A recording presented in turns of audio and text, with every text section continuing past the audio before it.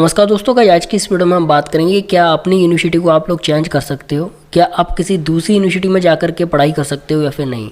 मान लो आपने first year कर लिया किसी भी कोर्स की या फिर पहला सेमेस्टर कर लिया है, तो क्या आप दूसरा सेमेस्टर या फिर दूसरी ईयर को किसी और यूनिवर्सिटी से कर सकते हो या फिर नहीं। तो गाइज इसका जो आंसर है वो है यस, हाँ आप कर सकते हो, लेकिन कुछ डॉक्यूमेंट्स रिक्वायर्ड हैं और कुछ आपको प्रोसेसिंग करनी होगी किसी दूसरी यूनिवर्सिटी में जाने के लिए। तो चलिए मैं आपको पूरी जानकारी प्रोवाइड करता हूं कि किस तरीके से आप लोग किसी दूसरी यूनिवर्सिटी में जा करके अपना एडमिशन ले सकते हो आफ्टर फर्स्ट ईयर या फिर फर्स्ट सेमेस्टर। ठीक है, तो चलिए स्टार्ट करते हो, मैं आपको सारी जानकारी प्रोवाइड करता हूँ। सबसे पहली चीज़ ये है कि आपको अगर किसी और यूनिवर्सिटी में जाना है अपनी यूनिवर्सिटी से, तो एक यहाँ पर सबसे इम्पॉर्टेंट चीज़ होती है वो होती है आपका माइग्रेशन। ठीक है, आपको जिस यूनिवर्सिटी में आप इस टाइम पर हो उस यूनिवर्सिटी से आपको माइग्रेशन लेना होगा। माइग्रेशन सर्टिफिकेट लेकर के तब आप किसी दूसरी यूनिवर्सिटी में जाकर के वहाँ रजिस्ट्रार के पास जाकर के अप्लाई कर सकते हो अपने एडमिशन के लिए। ठीक है, सपोज दैट जैसे कि मैं आपको एक एग्जांपल देना चाहता हूँ, जैसे कि मथुरा की यूनिवर्सिटी है GLA, है ना। तो आप GLA से किसी और यूनिवर्सिटी में जाना चाहते हो, है ना। आप GLA से मान लो MIT में जाना चाह रहे हो, तो इस कंडीशन में आपको क्या करना है कि GLA से आप पढ़ रहे हो, ठीक है, आपने पहला सेमेस्टर कर लिया है, तो GLA से अब आप MIT में जाना चाहते हो जो कि नोएडा में है। तो MIT में जाने के लिए आपको क्या करना होगा, MIT में जाने के लिए आपको GLA से माइग्रेशन सर्टिफिकेट लेना होगा और सर्टिफिकेट लेकर के आप MIT में जा करके वहाँ पर अपना सर्टिफिकेट दोगे। ठीक है, लेकिन बहुत सारी चीज़ें होती हैं, ये मैं एक दो ही यूनिवर्सिटी के लिए नहीं बता रहा, MIT और GLA के लिए, ये सारी यूनिवर्सिटीज़ के लिए रूल सेम है। ठीक है, तो मैं आपको सिर्फ एक एग्जांपल दे रहा हूँ यहाँ पर। तो यहाँ पर जो डॉक्यूमेंट्स रिक्वायर्ड है वो मैं आपको बताता हूँ कौन कौन से डॉक्यूमेंट्स लगेंगे। तो मैंने सारी की सारी चीज़ें लिख रखी हैं, चलिए मैं आपको समझाता हूँ। देखिए, डॉक्यूमेंट्स में सबसे पहली चीज़ जो बहुत ज़्यादा नेसेसरी है वो है आपका माइग्रेशन, कि आपके पास माइग्रेशन होना चाहिए।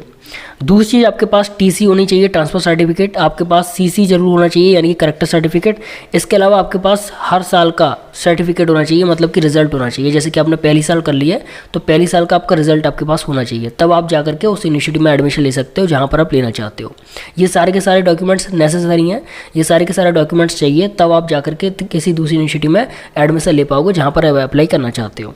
ये सारी चीज़ें होनी चाहिए। इसके अलावा जिस यूनिवर्सिटी में आप इस समय पर पढ़ रहे हो वहाँ से आपको एक, जब आप एप्लीकेशन दोगे कि मैं दूसरी यूनिवर्सिटी में जाना चाहता हूँ, इस यूनिवर्सिटी में जाना चाहता हूँ या फिर चाहती हूँ, तो वहाँ पर आपको एक रोल नंबर मिलेगा, है ना। रोल नंबर की तरह ही आपको एक ट्रांसफ़र नंबर मिलेगा जिसमें कि आपको मेंशन होगा पूरा का पूरा रोल नंबर, और उस रोल नंबर के द्वारा आपको दूसरी यूनिवर्सिटी में एडमिशन मिल जाएगा और आपको उसी सीट पर आपको रिजर्व कर दिया जाएगा।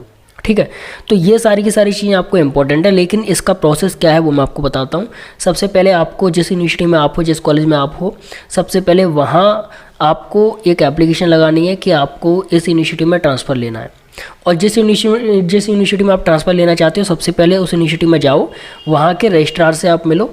ठीक है, उनसे मिल करके उनसे सारे के सारे डॉक्यूमेंट्स पूछो और उनसे ये पूछो कि आपके पास सीट खाली है मेरे लिए, या हो सके मान लो ऐसा हो कि आप उस यूनिवर्सिटी में एडमिशन लेना चाहते हो और पता चले कि आपने जिस यूनिवर्सिटी में आप हो वहाँ से आपने सारे डॉक्यूमेंट्स ले लिए, TC CC सब कुछ कटवा ली, आप उस यूनिवर्सिटी में पहुँचे तो पता चला कि वहाँ पे सीट ही कोई खाली नहीं है।